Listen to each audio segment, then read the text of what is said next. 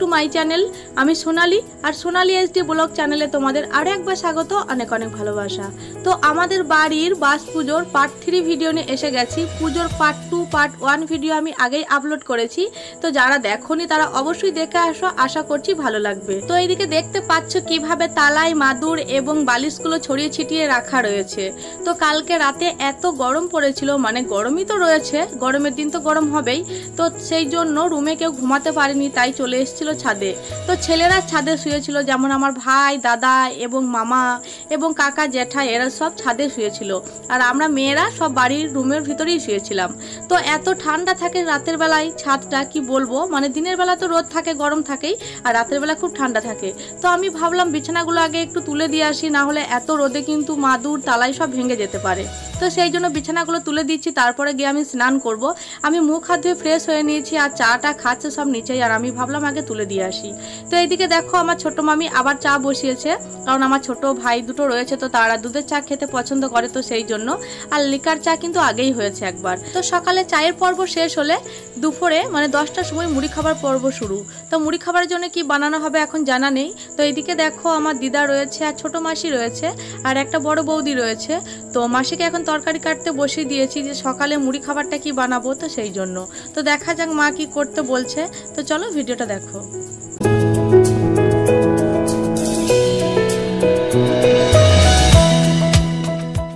এইদিকে দেখো আমরা মুড়ি খাবার বানাতে শুরু করে দিয়েছি। তো এখানে ছোট মাসি আর আমি কিন্তু রয়েছি রান্নাঘরে। তো আমি ভাবলাম যে আলু তরকারি, আলু দমের মতো একটা বানিয়ে নিই, কারণ এটা বানানোর কথা কিন্তু একদমই ছিল না। মা বলেছিল মটর কলাই ভেজাতে দিয়ে তারপরের দিনে কিন্তু ঘুগনি বানাবো, কিন্তু এতটাই ক্লান্ত ছিল আর এতটাই জার্নিং হয়ে গেছে পুজোর দিনে, রাতে যেহেতু রাত 1টা 1:30টার সময় ঘুমিয়েছে, আর এত ক্লান্ত ছিল, পুরো পুজোর দিন এত খাটাখাটনি হয়ে গেছে, যার কারণে মায়ের মনেই ছিল না কলাই ভেজাতে। তো সেই জন্য আর ঘুগনিটা বানাতে পারিনি। মাসি বলল চলো বেগুনি বানিয়ে নি। তো তোমরা দেখতেই পাচ্ছ এটা বেগুনি ঠিকই, কিন্তু কুমড়োর, বেগুনের না। আর এইদিকে দেখো সবাই টেস্ট করছে যে কেমন হয়েছে। তো মাসি কিন্তু এই বেগুনিটা দুর্দান্ত বানিয়েছিল, কারণ এই বেসনের মধ্যে একটুখানি পোস্ত দিয়ে দিয়েছিল, আর খুব মচমচে হয়েছিল, আর খুবই সুন্দর হয়েছিল খেতে। আর এইদিকে দেখো আলুর বড়া ভাজছে। তো যারা বেগুনি খায় না, মানে বেগুনের বা কুমড়োর, অনেকজন কিন্তু খায় না, আর আলুটা কিন্তু মোটামুটি সবাই খায়, তো সেই জন্য এখানে কিছুটা আলুর বড়াও বানিয়ে নিচ্ছে। যারা এগুলো খাবে না তারা আলুর বড়া খেতে পারবে, তো সেই জন্য। সত্যি খুব সুন্দর খেতে হয়েছিল। আর তোমরা যদি কেউ খেয়ে থাকো আলুর বড়া, অবশ্যই আমাকে কমেন্ট বক্সে জানিও যে কেমন লাগে তোমাদের। আমার তো বেশ ভালো লেগেছে।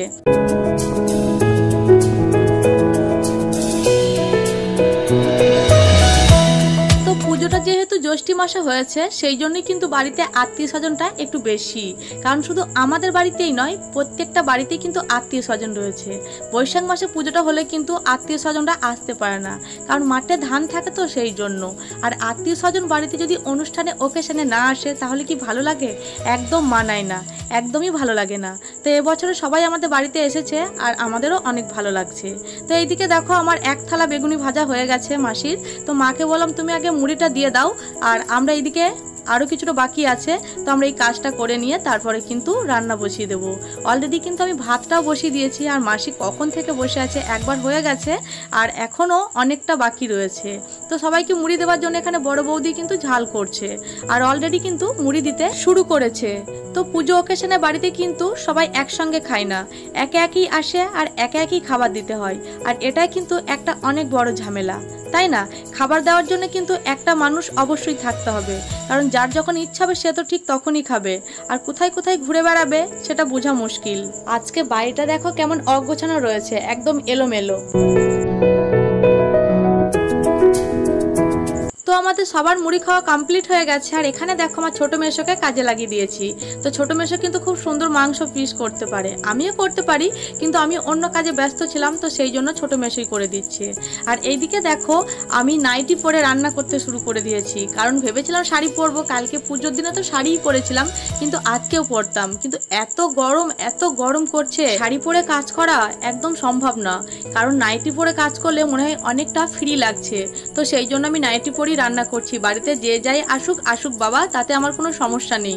কারণ শাড়ি পরলে হয়তো মেয়েদের শাড়িতেই নারীর শাড়িতে ভালো লাগে, বাট পুজোর দিনেও কিন্তু আমি শাড়িই পরেছিলাম আর ভেবেছিলাম আজকেও পরবো, কিন্তু গরমের জন্য আর পরতে পারিনি।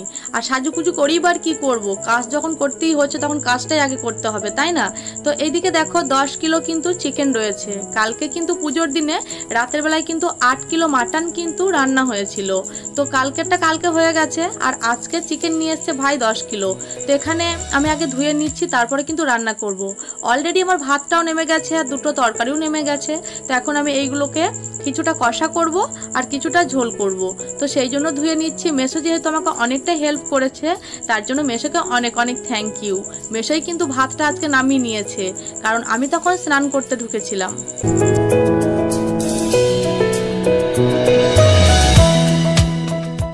এইদিকে দেখো অল্প করে মাটন রান্না করে নিচ্ছি। তো ছোট মেশো কিন্তু একদমই চিকেন খায় না, তো সেই জন্য মা অল্প করে মাটন রেখেছিল ছোট মেশোর জন্য।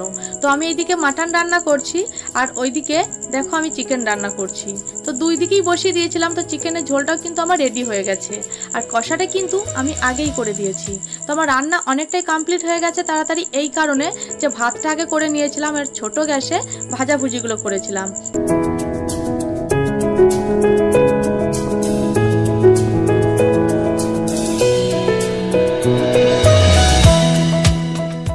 তো আমার দুপুরে রান্না কমপ্লিট হয়ে গেছে।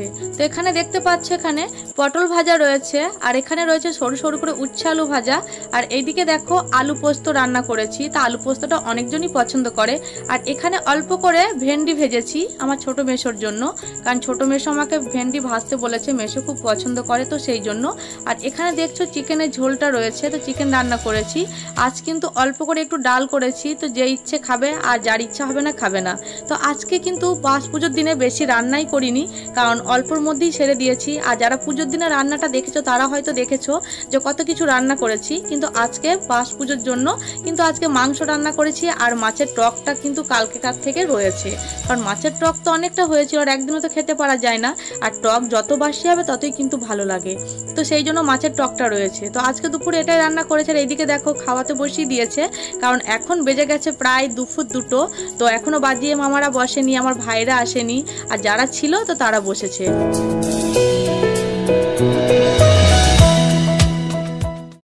পুজোর দিনে কিন্তু আমার একটু বেশি জার্নিং হয়ে গেছিলো, কারণ মাসিদের আসতে একটু দেরি হয়ে গেছিলো আর সব দিকটা আমাকে একা একা সামাল দিতে হয়েছিল। আর আজকে বাড়ি ভর্তি মানুষ রয়েছে, তো সেই জন্য এতটা প্রবলেম হয়নি। আর এখানে দেখো আমার ছোট মাসির মেয়েকে আমি ক্যামেরা করলেই কিন্তু ও আড়াল করে বেরিয়ে যায় বা হাসতে হাসতে বেরিয়ে যায়। এইদিকে দেখো দুপুরে খাবার খেয়ে কেউ রুমে এসে গেছে আর কেউ এখনো বাইরে রয়েছে। তো দুপুরে খাবার খেয়ে যদি একটু না ঘুমাই তাহলে কিন্তু শরীরটা একদমই ভালো লাগে না। এখন একটা অভ্যাস হয়ে গেছে সব মানুষের দুপুরে খাবার খেয়ে ঘুমানো।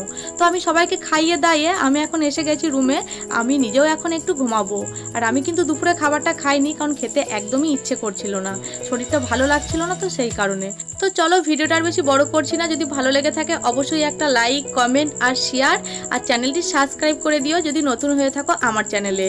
তো আবার দেখা হচ্ছে তোমাদের সঙ্গে নেক্সট কোনো ভিডিওতে। ততক্ষণ তোমরা সুস্থ থেকো, সুরক্ষিত থেকো, সাবধানে থেকো। তো বাই, টাটা।